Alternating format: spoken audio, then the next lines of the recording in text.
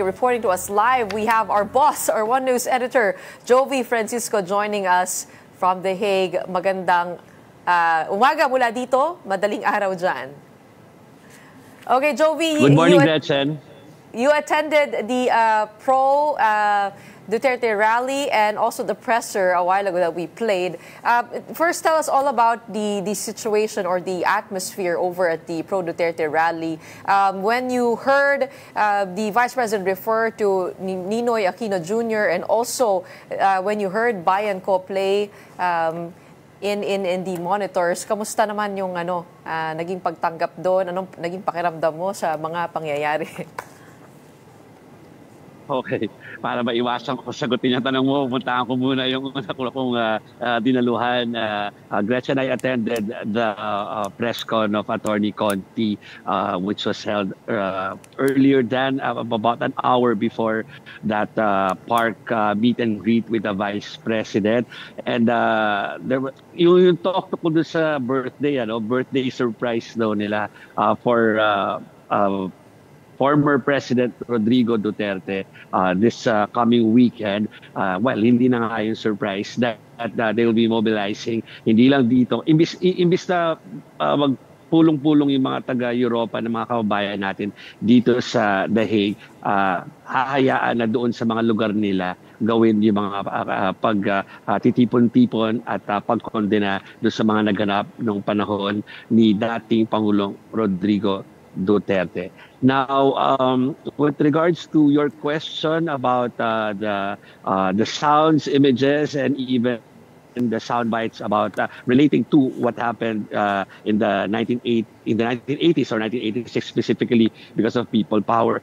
Yes, some foreign media were covering the event. Also looked at each other. And we're kind of puzzled, but we all know that there's really a purpose on why that was tackled and that was raised or kung bakit ito na bring up ng Vice Presidente. Gretchen. Hey, Jovi, how many people attended the rally at galing saan silang mga lugar? Ano pang nangyari bukod dun sa meet and greet with the Vice President? Okay, so para maging fair tayo, kasi hindi, sabihin ko lang na hindi katulad dyan sa Pilipinas, so we can ask the police and then halimbawa alam na natin kung ano yung capacity ng isang lugar dyan at tayo ay pwede na magbigay ng parang taya kung ilan talaga yung dumating doon. Dito it's so hard because wala ka namang authorities sa tatanungin na nandoon na present to give you the numbers na hinihingi mo, Gretchen. Pero para maging fair tayo, kung base doon sa mga sinasabi ng organizers, sinasabi nila na based doon sa kanilang registration because there was a registration process before pumasok doon sa it's a big park and they occupied almost half of it at may barricade yon. So before pumasok doon merong registration na kiniklaim at sinasabi ng mga organizers na 5,000 strong yung mga dumalo kanina from 10 a.m. na umabot hanggang mga 5 p.m. dito sa The Hague. So it's hard to really give a number na based sa ating tansya because hindi natin to lugar, Gretchen, pero yon ay according sa kanilang mga organizers. Okay, meron pa bang ibang naganap bukod dun sa speech ni VP? Aside from the speech na medyo malaman dahil yung speech na yun, the Vice President tackled first yung conversations with her father during sa last visit niya. Pangalawa, yung mga bilin sa mga kaanak, mga kapatid ni Vice President Sara Duterte ng kanilang ama. And the third one is dun sa yung legal side nitong usapin na ito at mga naging pronouncements ni dating Pangulong Rodrigo Duterte tungkol dyan. Ano pa ang naganap? Literal na meet and greet because after ng kantahan, may mga kumanta kasi Gretchen. Of course, may mga speeches after yung long speech ni Vice President Sara Duterte. Pinagbigyan, I'm sure you're aware of how fan meets are held in the Philippines or all over the world, right? Pag merong pumunta na artista or group like BTS kunwari, merong photo op with each and everyone who attended. Ganun ang naganap kanina.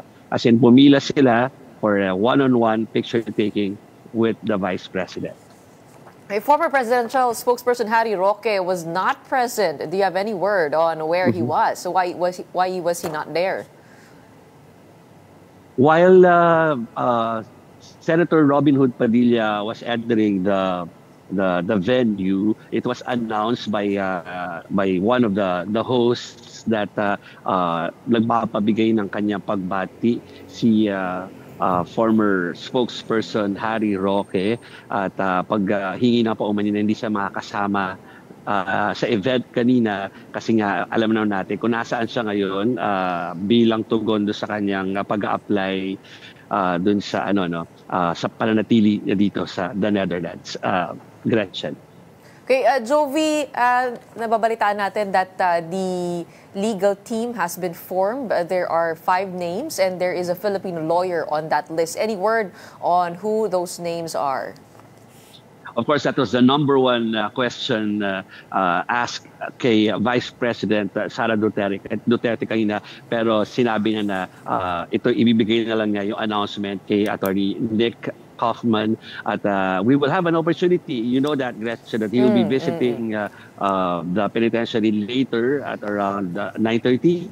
I'm sure mas alam mo yung oras, 9:30 a.m. dito sa The Hague, and after that, paglabas niya ay yan din naman yung tanong natin because there's parang dapat ngayon na natin malaman yung mga ganyang detalye, especially kahit kasi sinasabi na ang kanilang move is to bring home the former president sa Pilipinas.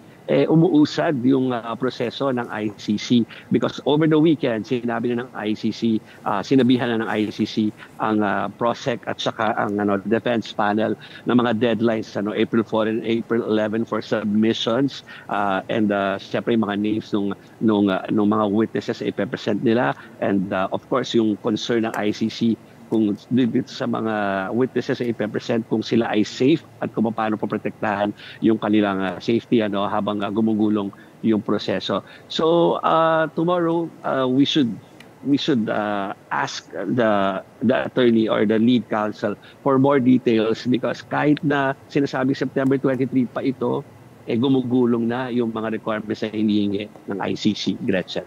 And that's correct. Yung disclosure of evidence yung mauuna dyan, and the Duterte camp has until April 11 to submit their observations on that disclosure of evidence proceedings. Sa tama ka, mamaya, kasi usually 9 to 11 dumadating yung si VP o kaya yung lawyer para bisitahin ang dating Pangulo. Kaya abangan talaga dyan.